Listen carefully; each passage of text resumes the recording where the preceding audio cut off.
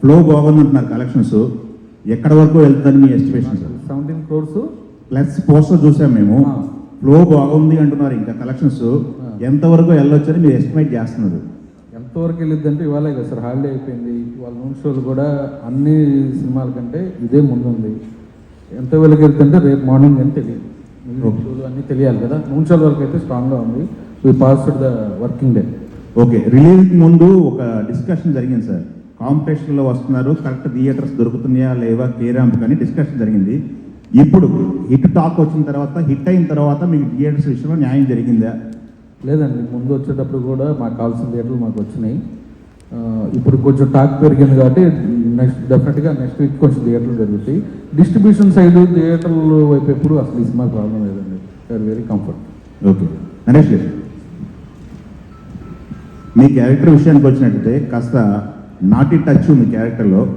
ఆ క్యారెక్టర్లో క్లైమాక్స్కి వచ్చేసరికి ఆ క్యారెక్టర్ బిహేవియర్ మారిపోతుంది. మీరు రెండిట్లో ఏది చూసి ఒప్పుకున్నారు? ఈ క్యారెక్టర్ని చూసి ఒప్పుకున్నారండి. ఎందుకంటే ఐ బిలీవ్ ఇన్ వేరియేషన్ అండి. ఆ క్యారెక్టర్ ఒక ఎమోషన్ క్యారీ చేస్తుంది. ఆ క్యారెక్టర్ కూడా ఏదో పెయిన్ ఉంది లోపల, అది ఫన్నీగా చూపించారు.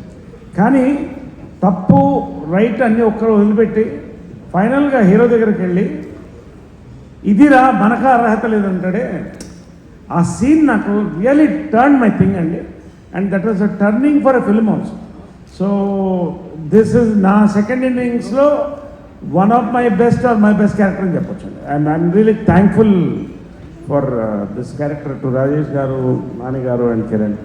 ఓకే, కిరణ్ గారు సార్, మీరు ప్రతి సినిమాకు ఒక మినీ యుద్ధం చేయాల్సి వస్తుంది రిలీజ్ ముందు. ఏంటి మీకు మీ బ్రెయిన్లో ఏం నడుస్తుంది ఈ సిచ్యువేషన్ అంతా అబ్జర్వ్ చేసిన తర్వాత? అదే సార్, అనుకోకుండా ఒక కాంపిటీషన్ అనేది వస్తుంది. దాంట్లో మనం సక్సెస్ అవ్వాలి, దాని నుంచి బయటికి రావాలంటే చాలా కష్టపడాలి.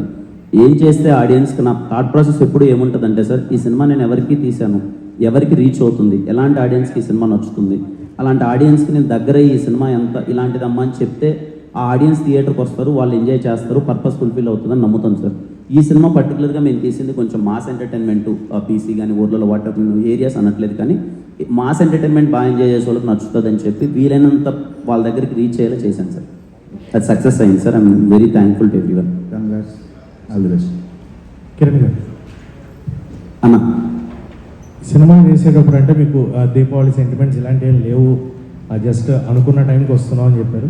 బట్ వరుసగా 2 దివాళీస్ అండ్ కే తోటి అది వర్కౌట్ అయింది. సో ఇక్కడి నుంచి ఏమన్నా సెంటిమెంట్ ఫాలో అయ్యే ఛాన్స్ ఉంటాయి, లేదంటే లేదు నా క్యాజువల్ వర్క్లో వెళ్ళిపోతాను? ఖచ్చితంగా అన్న, అంటే చిన్నప్పటి నుంచి నాకు దీపావళి ఇంత స్పెషల్ అవుతుందని ఎప్పుడు అనుకోలేదన్న. కానీ చిన్నప్పటి నుంచి బాగా సెలబ్రేట్ చేసుకున్నాను ఇలా అవుతుందని తెలిస్తే.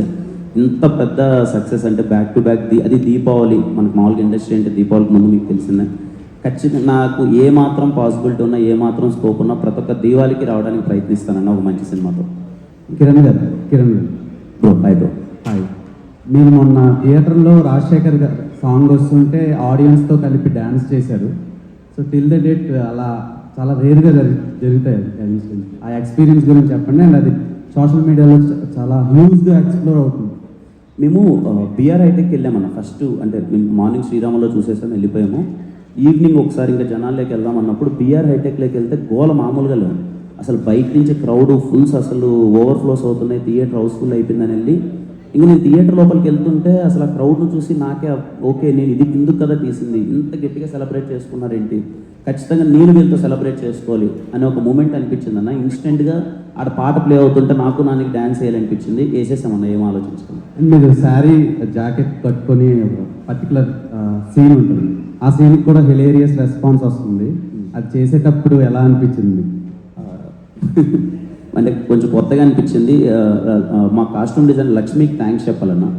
Lakshmi she was very supportive. చాలామంది నా లుక్స్ కూడా చాలా బాగున్నాయి అన్నారు, నా ఇంట్రడక్షన్స్ కానీ కాస్ట్యూమ్స్ కానీ ఇవన్నీ. లక్ష్మికి థ్యాంక్స్ చెప్పాలి. She made me comfortable. ఆ డ్రెస్ అంటే ఫస్ట్ టైం నేను అలా వేసుకోవడం అంతా నాకు కొత్తగా అనిపించింది. But I think I enjoyed అన్నారు, చేసేటప్పుడు బాగా ఎంజాయ్ చేశాను. కంగ్రాచులేషన్. Thank you.